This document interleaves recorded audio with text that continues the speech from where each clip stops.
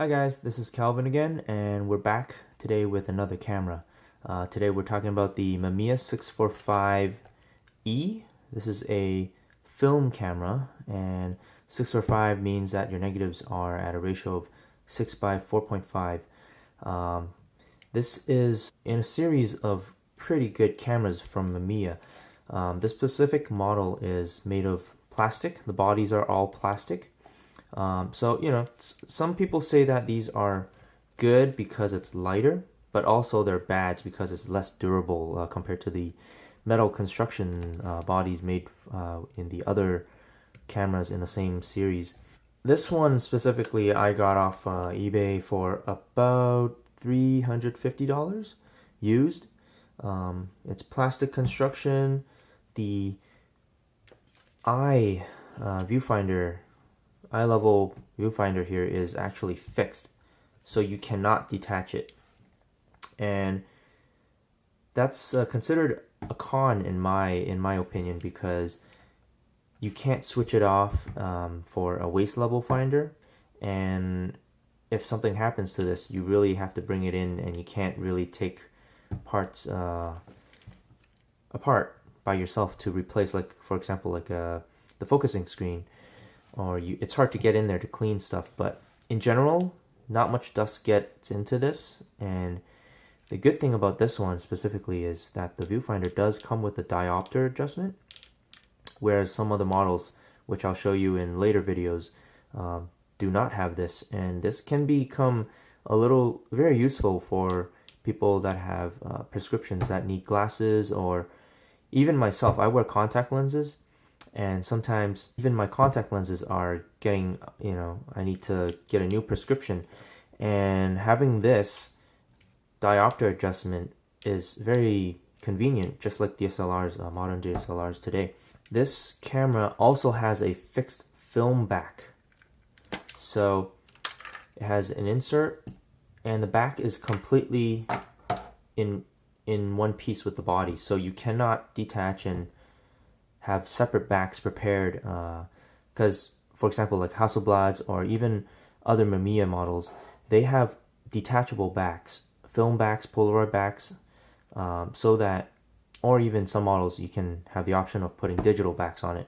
But for this specific one, it's just made to be used with 120 or even 220 inserts, and it's good because you're not gonna lose the back, but it's inconvenient sometimes if I want to, say for example, start shooting with a color film, and then I see a nice shot, and I can envision it in black and white, and that means I can't really switch out the color back and switch in a black and white back. I'll have to completely finish this roll before I switch to another type of film.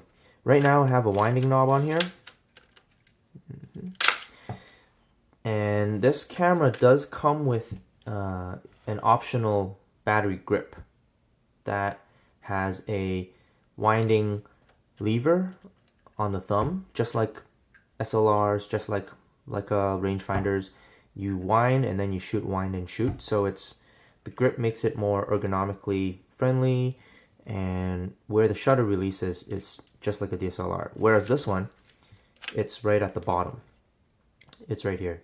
So that means that when you hold the camera and look through the viewfinder, you're always shooting with a position where your shoulder is kind of, more rigid, opposed to this, and it's more friendly, right? And this is also plastic. This does come apart. Everything that you see that does come apart is replaceable, except for the back, except for the viewfinder, stuff like that.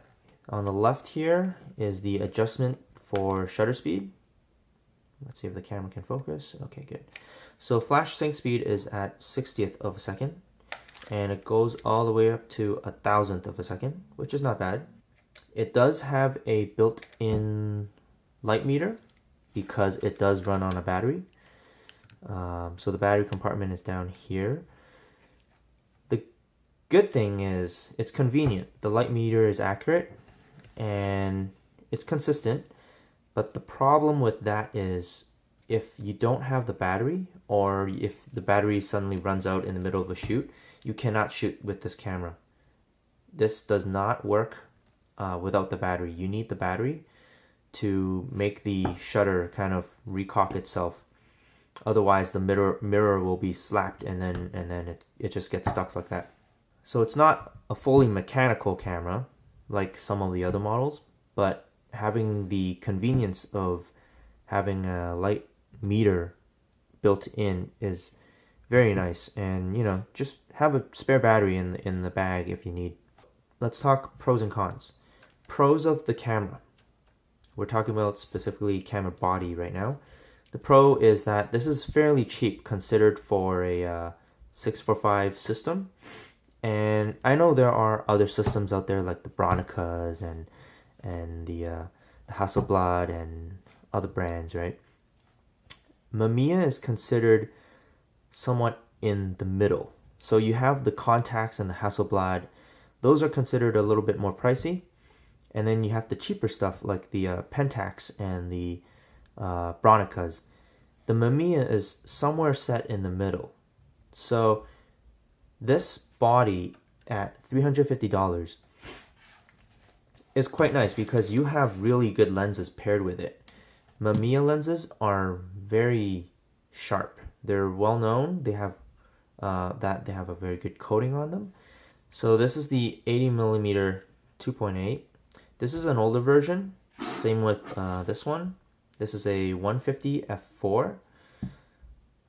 So I would recommend getting the newer versions just because they have better coatings on them, and it seems like the newer versions are a little bit sharper.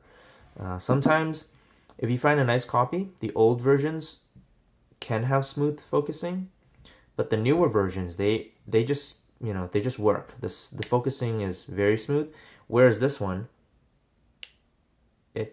it kind of jitters sometimes. You hear that? Yeah. So there's a little bit of inconsistent resistance while I through the focusing. These are very cheap, so you can pick this. I think the 80mm, the standard, considered standard, 80mm. I think you can get for around $80, under $100 for sure. The 150 also around. I've seen it for around like $50 to $65. And so, for a body and a lens together, you can probably get it for around $400, and that's a good starting point for beginners who are using 645 systems with film for the first time. And this is a good kit if you're a beginner, if you're learning, if you're trying to figure out if 645 medium format is for you versus 35mm. And so, this model has the basics. It has all the basics. It has flash sync, it has auto exposure, it has counter, it has everything. It has mirror lockup. It even has a lock here for the shutter in case you cock the shutter and you put it in your bag and it gets bumped. It's not going to accidentally release the shutter and waste film. Cons is pretty basic. It's pretty straightforward. It's the fixed viewfinder and also the fixed back, and it's a plastic construction. Because it's a budget model and it's a lower end cost of a model, you are stuck with limitations that you'll have to work with. But sometimes it's fine. For students, I think it's fine. But when you get on the field and you work, like let's say you're shooting a wedding, it's going to limit you in terms of what you want to do and how you want to use the camera. And of course, the biggest issue with me for this specific model of the camera is the battery, because if it doesn't have battery, then you can't use the camera. That means that you're always risking having to get stuck mid-shoot. So always have an extra battery in the bag. So let's talk a little bit about the two lenses quickly. 80mm 2.8, 150 f4. 80mm 2.8 metal construction, not like the body. This is metal. This is quite heavy. And Mamiyas have very solid mounts. They last forever. This has been used quite a lot. You can see a lot of metal being ground, like the paint being scraped away and stuff like that. But the mount is still solid. There's no play in the mount. There's no fidgety movements in there.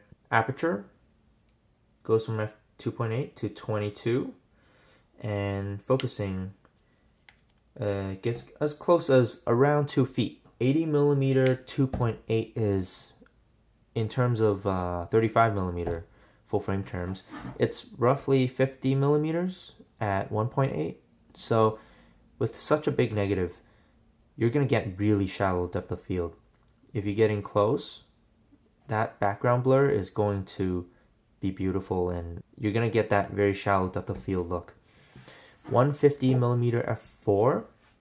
This lens, I'd say it's pretty much double the weight of the 80, but it's not too heavy because it's not long. So when you mount it to the camera, it's actually quite balanced. At 150mm, this is roughly equivalent to 90mm, and at f4, it's going to be 2.5 in 35mm terms.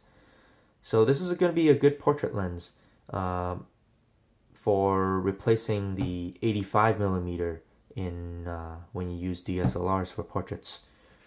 So with these two, you're pretty much set to go. You have the normal, and then you have a 90mm portrait lens. Stick around because I have another Mamiya camera that I'll talk about in the future.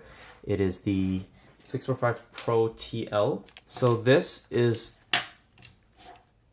basically has all the same functions of that, plus a lot more, and I will talk in depth about this camera in a future video, because I think this is something that is very good for the working photographer, someone that is at an intermediate level, whereas this one's for beginners. So stick around and I will talk more about Mamiya cameras in the future.